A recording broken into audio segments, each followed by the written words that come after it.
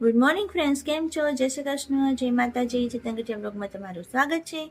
અને જો સવારના 7 વાગી ગયા છે અને આપણે સવારમાં બ્લોગ સ્ટાર્ટ કરી દીધો છે.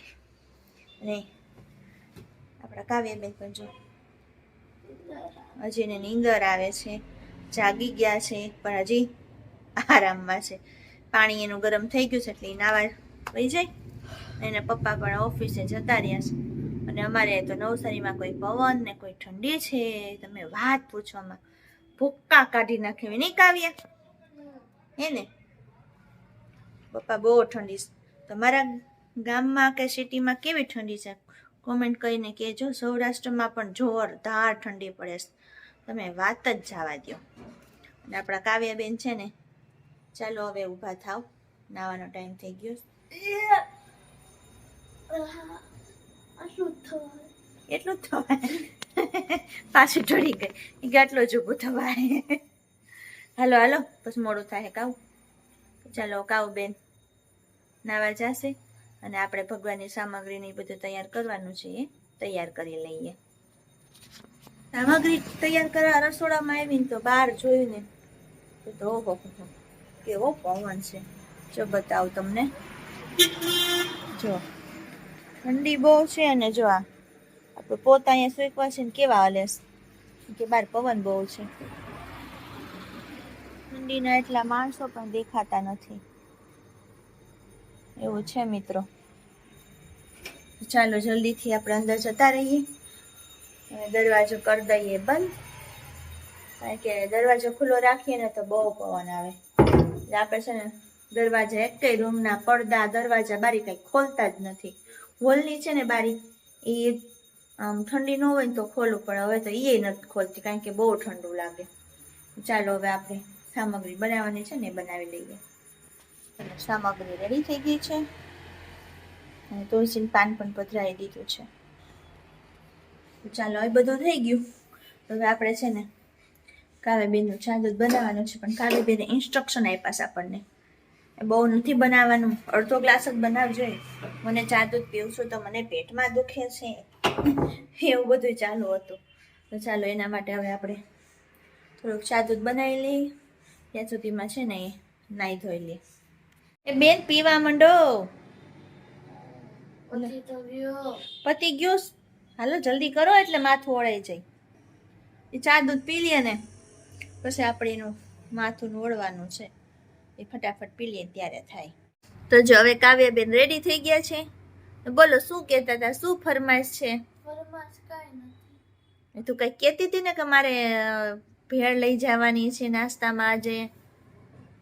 તમારા સ્કૂલમાં ક્લાસ પાર્ટી છે, અમાર બધી ગર્લ્સ વચ્ચે પાર્ટી રાખી એટલે તારે ભેળ લઈ જવાની છે. બધા કઈક નવીન વસ્તુ લાવશે બધી ગર્લ્સ, બધા માટે થોડું થોડું લઈ આવવાનું છે. સારું ચાલો. તો એના ક્લાસની પાર્ટી છે અને કંઈક નવું લઈ જાય તો કાવ્યાબેન કે મારે છે ને ફરાળી ચેવડાની ભેળ બનાવીને લઈ જવાની છે. ચાલો હવે 7:45 જેવું તો થઈ ગયું, તો ફટાફટ એનો નાસ્તાનો ડબ્બો પણ રેડી કરી દઈએ. કાવ્યાબેન ઘડિયાળને એવું પહેરીને રેડી થાય છે, પછી એને મૂકી આવીએ, બરોબર ને? નીચે આપણે ઊભું રહેવાનું. હા, રિક્ષા આવે ત્યાં સુધી ઊભું રહેવાનું છે. તો જો કામકાજ બધું પતાવીને ફ્રી થઈ ગઈ, અને આજ તો હું વહેલી ફ્રી થઈ ગઈ હતી. એટલે થયું ચાલો એક નવીન કામ કરી નાખીએ. તો નવીન કામમાં આપણે ચેતનની ફરમાઈશ પૂરી કરવાની. સવારે તમે જોયું એમ આપણે કાવ્યાની ફરમાઈશ પૂરી કરી, કાવ્યાબેને ભેળ લઈ જાવી હતી. તો ચેતનની શું ફરમાઈશ છે ખબર છે? એ કે ખીચીના પાપડ ખાવા. કે દોસ્તના કે ખીચીના પાપડ બનાવી તો કાંઈ મેળ નહોતો પડતો. તો આજે હું જલ્દી ફ્રી થઈ ગઈ છે ને તો ખીચીના પાપડ બનાવી જ નાખું. તો આજે બધાની ફરમાઈશ પૂરી કરવાનો દિવસ છે. તો ચાલો ફટાફટ છે ને આપણે ખીચી માટેનું આંધણ મૂકી દઈએ અને રૂમમાં થોડીક જગ્યા કરી નાખીએ, કારણ કે અહીંયા કંઈ આપણે તડકો તો આવતો નથી. આમાં સામે સાઈડ આવે ને, આ સાઈડ પૂર્વ પશ્ચિમ આપણું મકાન છે, એટલે તડકો આવે પણ ઉત્તર દક્ષિણમાં પણ તડકો ન આવે બહુ, એટલે પાપડ સુકાય નહીં. એટલે આપણે ઘરની અંદર જ બનાવવાના છે. અને ઓમે સારું, અગાશી આપણે બાજુના ઘરે રહેતા ત્યાં ચડ ઉતર થતી, તો અહીંયા એ તો નહીં, એ તો શાંતિ. ચાલો હવે એ કામકાજ શરૂ કરી દઈએ. પાણી પણ આપણે મૂકી દીધું છે ઉકળવા માટે. પાણી ઉકળી જાય ને ત્યાં સુધીમાં આપણે લોટ છે એ ચાળીને રેડી કરી રાખીએ અને ઘરમાં આપણે સૂકવવા માટેની પણ વ્યવસ્થા કરી રાખીએ. પાણી તો બહુ મસ્ત રીતે ઉકળી ગયું છે, તો ચાલો એમાં લોટ નાખી અને ખીચી બનાવી લઈએ. બે પગ વચ્ચે દબાવીને ભેળવું છો ભાઈ લોટ. એકલા હાથે કરવાનું ને એટલે આમ જ ટ્રીક અપનાવવી પડે. મસ્ત થઈ ગયું. એ તો રેડી થઈ ગયું. હવે આને છે ને બાફવા માટે કુકરિયામાં જો હવે આપણે ઢાંકી દઈએ. મસ્ત કહણી લીધું છે, ઢાંકી દઈએ. હવે થોડીક વાર બફાવા માટે મૂકી દીધી છે. બફાઈ જાય ને પછી આપણે પાપડ વણવાનું સ્ટાર્ટ કરશું. અને જો રૂમની અંદર આપણે સેટી પાસે જગ્યા હતી તો ત્યાં આપણે ઓછાણ પણ પાથરી દીધું છે. બસ હવે ખીચી બફાય એની જ રાહ છે, એટલે પાપડ વણવાનું સ્ટાર્ટ કરી દઈએ. મસ્ત ગરમા ગરમ ખીચી રેડી છે. ચાલો આને કહણી લઈએ અને પાપડ બનાવવાનું સ્ટાર્ટ કરી દઈએ. પાપડ તો આપણે છે ને બનાવી પણ લીધા છે અને મસ્ત પાપડ બન્યા છે. એક પણ પાપડ ફાટ્યો નથી, તૂટ્યો નથી, કંઈ થયું નથી. મસ્ત બની ગયા છે. બસ હવે ખાલી છે ને એક ઘાણવા જેવું બાકી છે, તો એ કરી લઈને એટલે પાપડ આપણા ફિનિશ. કારણ કે મેં થોડોક ટ્રાય કરવા પૂરતા જ કહેતા ઘરમાં બનાવ્યા છે એટલા માટે કે થોડાક પહેલાં બનાવી જો, પછી જો સરખા બની જાય તો બીજા દિવસે આપણે પાછા બનાવશું. ચાલો તો થોડાક બાકી છે ને એ પણ બનાવી લઉં. જો ભાઈ પાપડ બની ગયા અને અંદાજે 51 પાપડ બન્યા. 51નો ચાંદલો થયો એમ. બાકીના 3-4 પાપડની ખીચી તો ખવાણી જ હોય, એટલે ફીટ 51 પાપડ બન્યા છે અને મસ્ત બની ગયા.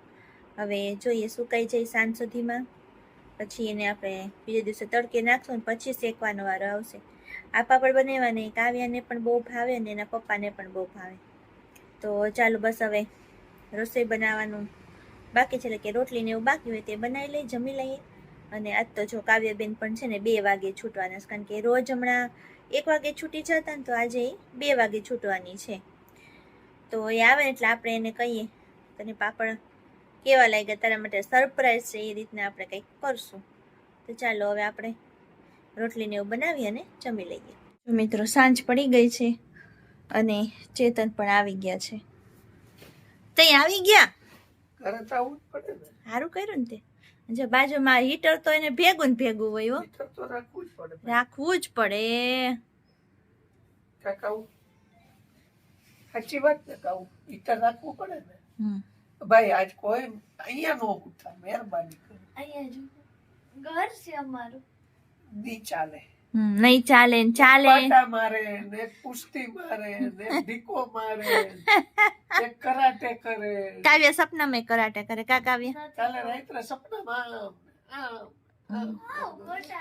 એ બધું મૂકો. મેં તમારા માટે છે ને એક વસ્તુ બનાવી, તમારી ફરમાઈશ પૂરી કરી દીધી. શું વિચારો જી શું હશે? પંજાબી નહીં, આ એવું જ યાદ આવે. કાવ્યા પિઝા નહીં, પંજાબી જેવા થઈ ઢોસા નહીં.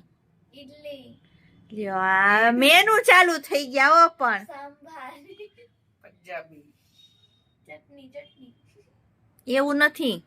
તો કેવું છે?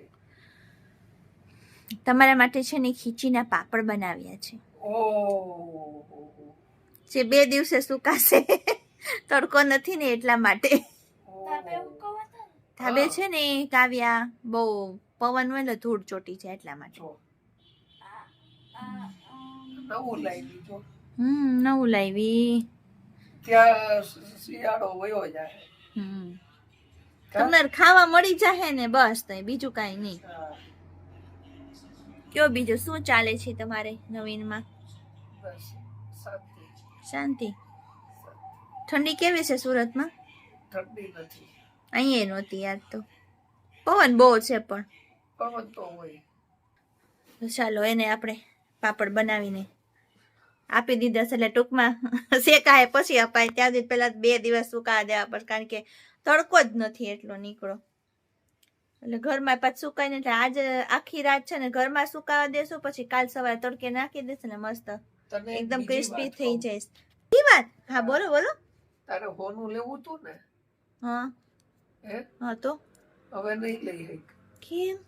1,60,000. ઓહો, તો નહીં લઈએ. એમાં શું, એમાં શું કાકા આવ્યા. 60,000. ડબલ થઈ અરે તમે મને એમ કહેતા ને હું તને કઈક લઈ દઈશ, અ, તો તમારે લઈ દેવાનું.